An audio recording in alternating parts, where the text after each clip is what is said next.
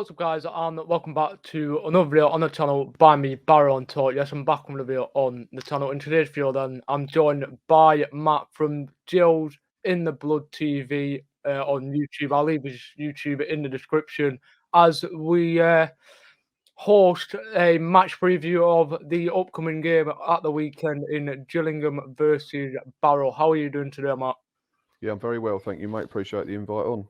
Yeah, no worries. So on today's show, then we're going to be speaking ahead of Saturday's game. Gillingham taking on Barrow. Barrow currently sitting 11th in the table at the minute. On the other hand, Gillingham sitting, I think they're sitting 21st, 22nd.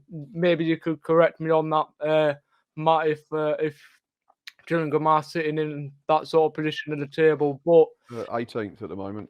18th at the minute. There we go then. So let's get into the first category of the show. In how are Gillingham coming into this fixture? Yeah, form's picked up over recent weeks. We had a really poor start to the season and we couldn't score a goal for love nor money. I think we went 700 minutes without scoring in all competitions at one point, but we've scored in our last 5 in all competitions. We took a point off top of the league last weekend. The home game before that, we beat Sutton 1-0. Sounds like a close game if you'd not watched the game, but we had 3 disallowed first half, 2 of which were really tight and debatable. And we've won 2 cup games in between that as well. We beat Brighton under 21s and scored 3 goals for the first time in about 18 months in the EFL trophy. And then we had a winning draw against Colchester in the same competition, winning on spot kicks. So, yeah, certainly signs of life attacking-wise, and defensively we've been pretty solid all season. I think there's only about 5 teams with a better defensive record than us. So, yeah, quietly confident going into the game and certainly more looking forward to it than I would have been if this had been a month ago when you were in better form and we were struggling. On the other hand, then Barrow coming into this game with a defeat in the league against Rochdale at the weekend, but we picked that back up on Tuesday night against Carlisle United in the Papa John's Trophy to put us in to the second round of that competition. But before we did go into the game, we were on the back of 4 defeats as well going into the Carlisle United game. The form really hasn't been good enough for Barrow at the minute, but hopefully we can change this at the weekend with the game against you. Moving on to the next thing then, what sort of line-up and play style does Gillingham sort of would play against Barrow if you were Neil Harris to pick the side? I think he'll probably stick to the 4-4-2 system that he's used quite successfully over the last few games. When he took over last season in League One, he played a back 3, a back 5 because we didn't have enough attacking players and he didn't trust us defensively. He tried to play a back 4 start of the season. It lasted about 2 or 3 games. We couldn't defend. We kept conceding soft goals. So we went to that back 5 again, sort of shored us up, but it was causing us issues at the other end because we weren't creating any chances like that massive run without a goal of 700 minutes that I've already mentioned. Yeah. But then he got brave and went back to a 4-4-2. I think we were sort of almost stumbled across it because we had a number of centre midfielders got injured, so we couldn't really play a 4-2-3-1 or a 4-3-3. And it seems to have worked. We've been decent, like I say, we're 5 unbeaten in all competitions, or 6 now, I think. It's only 1 defeat in 9. So, yeah, I can't see him changing from the 4-4-2. We'll play a big man, little man up front. Mika Man's going to be the target man with probably Scott Cashkit running off him and providing pace. I think that's essentially what it'll be. We'll mix it up. We'll go direct if we have to. And I'm sure at times, if we have the opportunity, we'll try and get it down and play.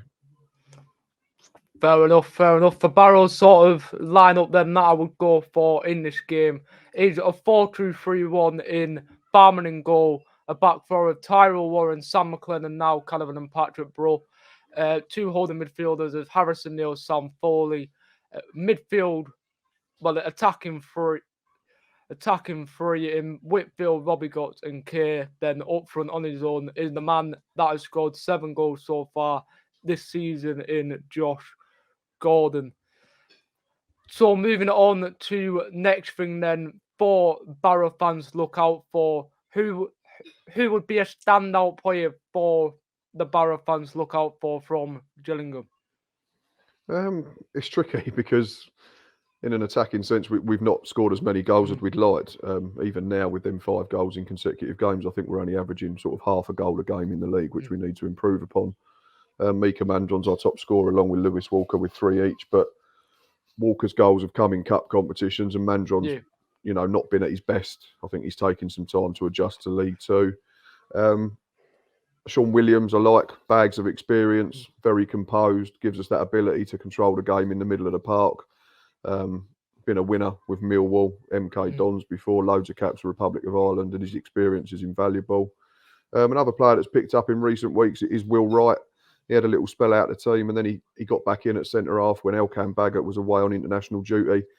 I think he's picked up a couple of assists and a goal in the last few games as well, so his dead ball delivery will be key.